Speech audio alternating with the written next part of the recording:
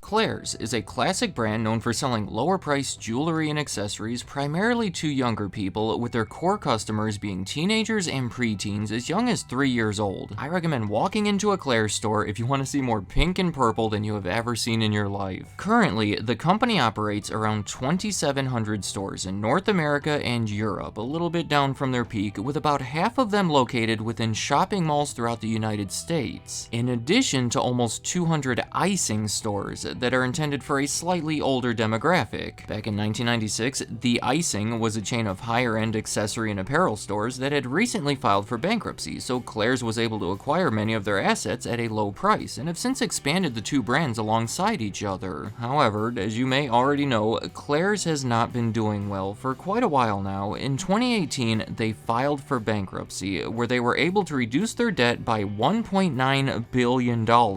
They closed a few stores that they said were underperforming, and shortly after hired a new CEO, Ryan Vero, that started implementing some turnaround efforts that seemed to be promising at times. Well, none of it was enough. After 5 years, they replaced Ryan Vero with Chris Kramer, who was already the company's CFO and COO, and the one in charge when they filed for bankruptcy a second time in August of 2025. I know, this is not sounding good. The company said that they had already reached out to over 150 potential buyers, and if none of them were willing to take it over, they would be forced to close hundreds of North American stores pretty soon, and potentially all of them as the process continued. Things are still developing as I make this, but the most recent news is that a holding company named Ames Watson has agreed to a $140 million deal to acquire 800 to 950 locations, meaning most stores should remain open, for the near future anyway, but things are still looking unstable. Now, right away, up front, I have to admit that up until recently, my biggest exposure to Claire's has been walking past them in a shopping mall, but I do recognize that a lot of people have grown up with the brand and even feel a personal connection to it. I have seen comments requesting that I make this video going back to that first bankruptcy over 7 years ago, and considering that this is a great business story with some unique aspects to it, I thought it would be interesting to talk about the history of the company while outlining what I believe to be 5 of the biggest reasons behind its decline, starting off with maybe the most impactful single reason: a leveraged buyout. It is almost never a good sign when you hear me say those words in a video, but backing up a little bit, the person most responsible for the initial growth and success of Claire's is Roland Schaefer. He had a sizable business selling fashion wigs in the 1960s, but then when they started losing popularity in the 1970s, he bought a comparatively small chain of costume jewelry stores called Claire's Boutiques based in Chicago and made that his main focus. Over the next 30 years, mostly by reinvesting profits, he expanded the business into the billion-dollar international sensation that we have all come to know. He made some sizable acquisitions of competing companies that helped him establish Claire's in almost every US state. In 2002, Roland Schaefer had a stroke. It did not seem to be anything too serious, but considering he was 86 years old at the time, it was enough for him to leave his position as leader of the company and have his 2 daughters, Bonnie and Marla Schaefer, take his place. They had already worked there for many years, and from what I can tell, they did a decent job. In fact, I would say that 2006, under their control, was probably the best year that the company ever had. They reported record sales, record profits, and most notably, 0 debt. Well, the following year, the two of them decided to sell the company to a private equity firm called Apollo Management for $3.1 billion.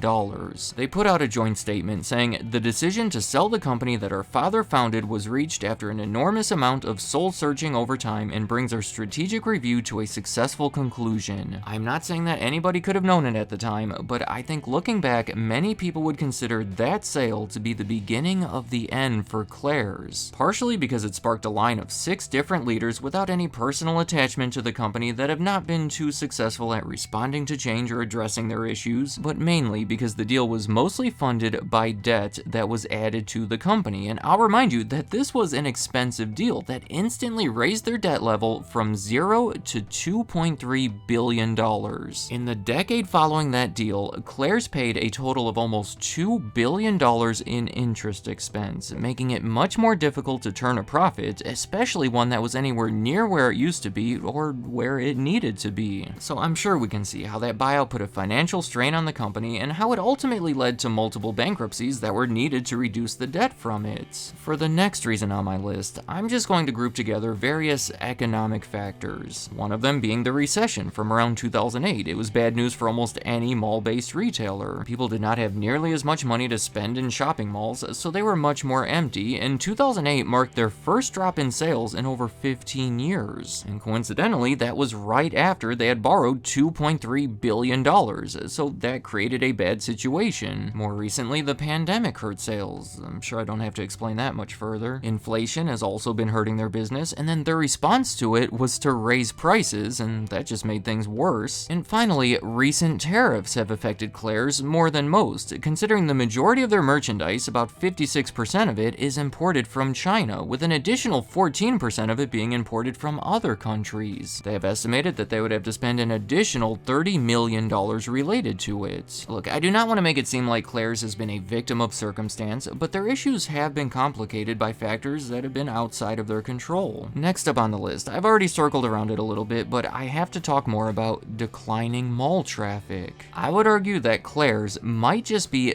the biggest mall brand of all time. Think about it, they have been a staple in shopping malls going back 50 years. In the 1980s and 1990s, Claire's grew as malls became more popular, to a point where I do not even think I have ever been inside of a mall without a Claire's in it. Seriously, let me know if there is one in the mall near you, and if you are unsure about it, next time you go to the mall, seek out a Claire's, and I bet you it will be there. In 2018, they claimed to operate in 99% of American malls. I think we all know at this point that malls have been declining, which has obviously been harmful to Claire's. Their biggest attempt to combat this has been to form partnerships with other retailers to sell Claire's merchandise, sometimes as a full-on store within a store. And they have made big deals with major retailers, including Macy's and Kohl's. Probably the biggest one has been with Walmart. However, seemingly due to inventory management issues, the partnerships have struggled to turn a profit and have mostly been reduced over the past few years. Another logical way to compensate for declining store traffic would be to build up an e-commerce platform, become more reliant on internet sales so it does not matter as much if people are not going into the stores. And not surprisingly, that has also been difficult for Claire's. In the recent court filings, CEO Chris Kramer said the majority of the company's customers are young individuals who do not themselves have access to funds, credit cards, or the ability to shop online. These customers rely on their parents or caretakers to bring them to the company's stores so that they can see and touch the company's products. Accordingly, the company has struggled to create an online website that could compare to the tactile shopping experience that is so vital for its young customers. I think that is a fair point, that the nature of the business and its customer base does not translate incredibly well to the internet. And even if you disagree with that and blame it on the company not being proactive enough, the fact remains that Claire's has struggled to move their business over to the internet and to other retailers and remains heavily reliant on shopping malls. My next reason on the list is competition, and before I mention anyone specific here, I want to remind you that heavy amounts of debt have made it difficult to react to changes in the market and to keep up with competitors. 2 times since that buyout, Claire's has filed for a public stock offering but failed to make it happen. Since they had already borrowed so much, they were trying to raise money by selling a portion of the company, but again, neither attempt has become a reality, so they have remained low on cash. When it comes to online competitors, retailers like Shein and Temu have emerged as popular websites to buy lower quality, Chinese-made jewelry and accessories. And when it comes to physical retailers, newer and trendier options like Lovisa have emerged. In fact,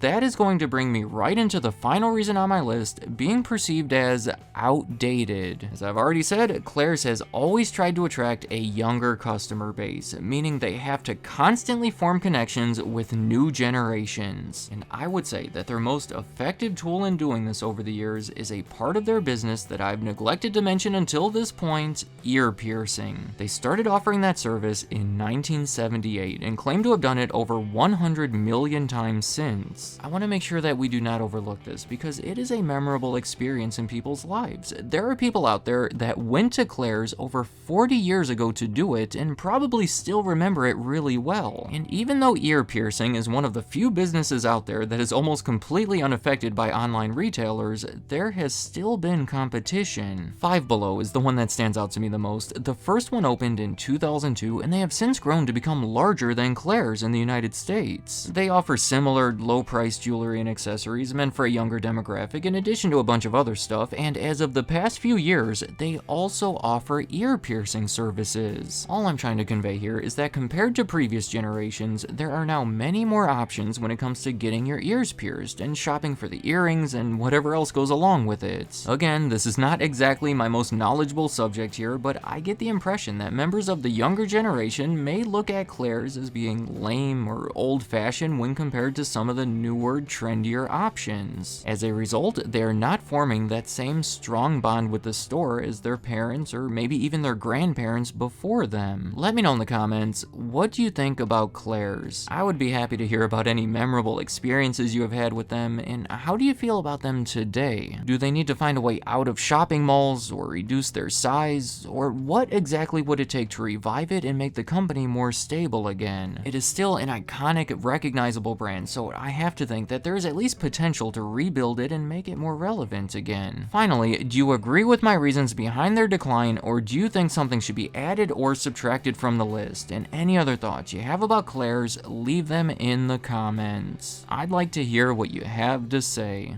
Thank you for watching.